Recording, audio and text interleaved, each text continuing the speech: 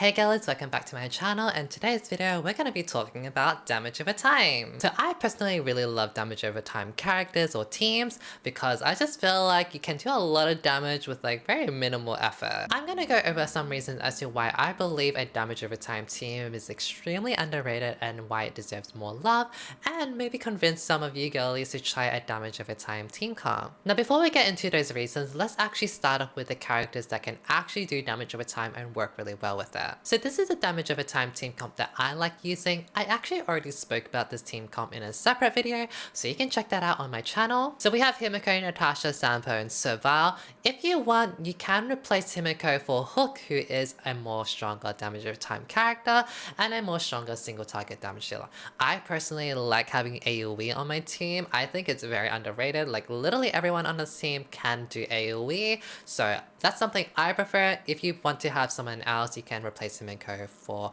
Hook. So very quickly, Himiko can actually apply a burn damage over time with one of her traces. It's not very strong, but it is still something. Sampo is a king of damage over time, and then Serval is a queen of damage over time when it comes to AoE. I'll be going over Sampo's and Serval's skill later in the video, but let's start off with the first reason as to why I think you should consider going a damage over time team comp, and that is that this team comp is going to get stronger over time. So for those that don't know, we're going to be getting Kafka as a unit, a playable character that will be coming out around like patch 1.3 or 1.2. Kafka is rumored to be a damage over time character, so you could actually replace Himiko with Kafka when you do get her.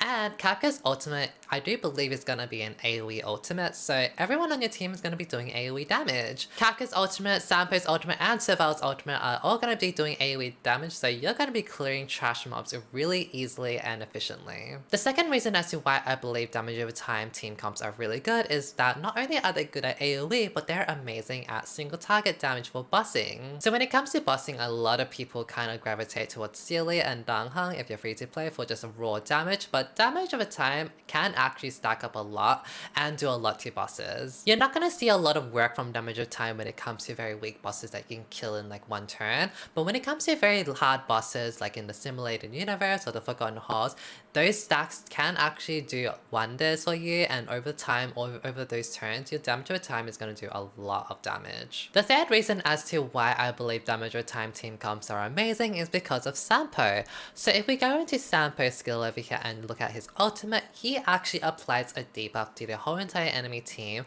that increases their damage over time taken. This is great because every single damage over time character on your team does extra damage, so everybody works well together, and Sampo is a glue that sticks everyone together. Quite often when we think about making a character stronger like Sealy, we pair them up with support characters like Ting Yun or Bronya. Now there's nothing wrong with those pairing and they are amazing, however you are taking up a unit slot for a support one, so supports don't do as much damage themselves, they obviously buff a carry. So you're essentially giving up damage to do more damage. Think of it as like taking one step back but gaining 3 steps forward. Now when it comes to Sampo and his debuffing, because you're gonna be going a whole entire team of damage over time characters, you're not really gonna be taking a step back or sacrificing damage, you're only gonna be increasing your damage. So you don't need to worry about like having some dedicated damage dealers and some support characters because everyone on your team will be doing damage, apart from your healer. By the way, for those that don't know, Serval's skill does apply a lightning damage over time, so that is why we have her in this team comp. Now speaking about sacrificing damage to do more damage, like taking one step back to gain 3 steps forward,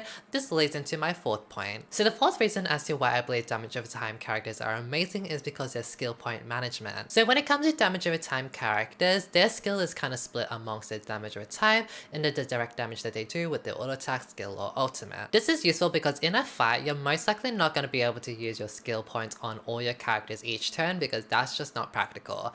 In a perfect world, it would be amazing to use our skill points every single turn on all our characters, but we're just not going to be able to have the skill points to fund for that. This means that some characters are just going to have to auto attack to regenerate those skill points for your team. The wonderful thing about damage over time is that you are still dealing damage over time to the enemy boss or whatever, even if you're auto-attacking, so you're not really losing out on a lot of damage. Take example for characters such as Dang Heng. Yes, it is amazing to use Dang Heng's skill every single turn you can get, but sometimes Dang Heng might not be able to have the skill point to use it, so he has to resort to auto-attacking. And obviously auto-attacking does less damage than the skill, so you can kind of think of it as doing little damage versus high damage when it comes to alternating between auto-attacks and skill. However, when it comes to damage over time characters, even if you are auto-attacking, you are still doing some decent damage with damage over time. So not only are you regenerating skill points, but you're still maintaining that damage. This team comp also has quite a lot of variety in its elements. If you replace Himiko with Hook, you're still gonna have fire, physical, wind, and electric.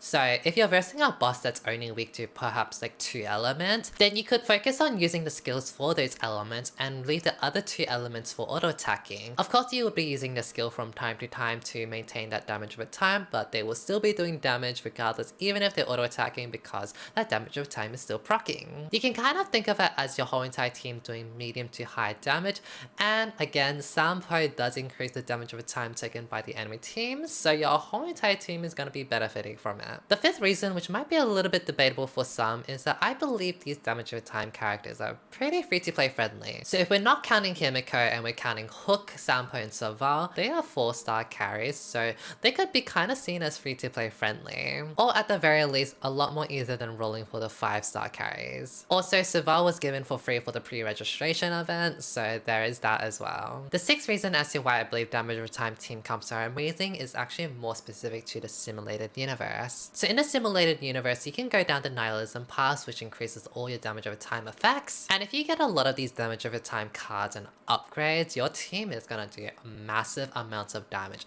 I'm talking about like 50,000 damage per enemy turn. I'm gonna be putting up some gameplay footage on the screen to show you how much damage you can do. Like, it is crazy. 50,000 damage per enemy turn. It's bonkers. And it's also really fun and satisfying. Of course, that is just like a personal thing. For me, I personally find it really satisfying to see all that damage over time stacking up and those big numbers, but you know, that is a subjective thing. My tip to you is that if you do decide to go into the simulated universe with a damage over time team comp, I recommend going the fire main character over a healer. The reason for that is because there is a Nihilism card or upgrade that you can take that will heal your team whenever the enemy takes damage over time. So if we pair up the healing from the Nihilism upgrade and the fire main character shielding, you can pretty much out heal and out shield all the damage that the enemy throws at you.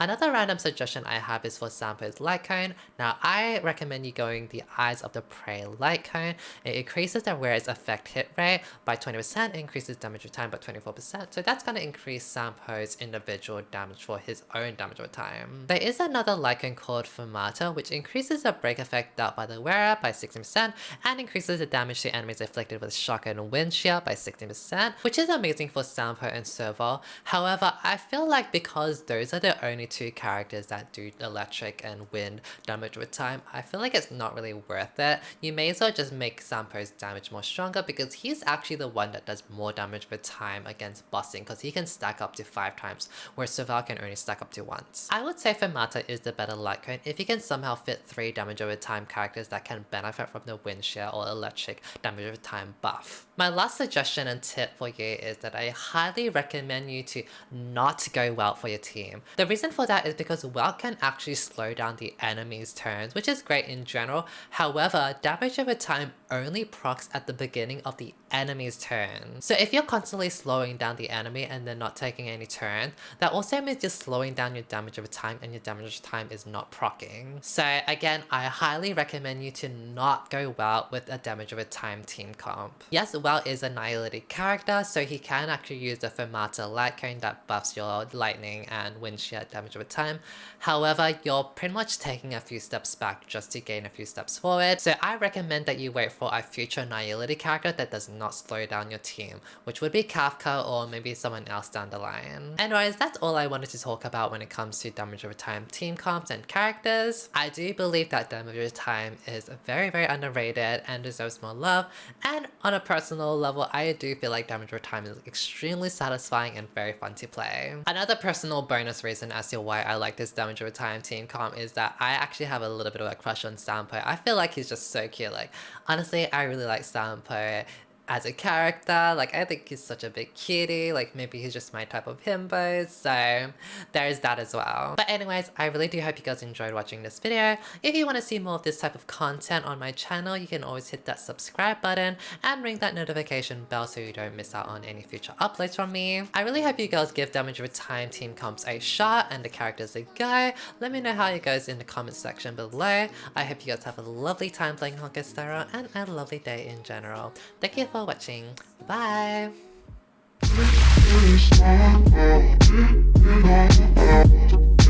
YesStyle.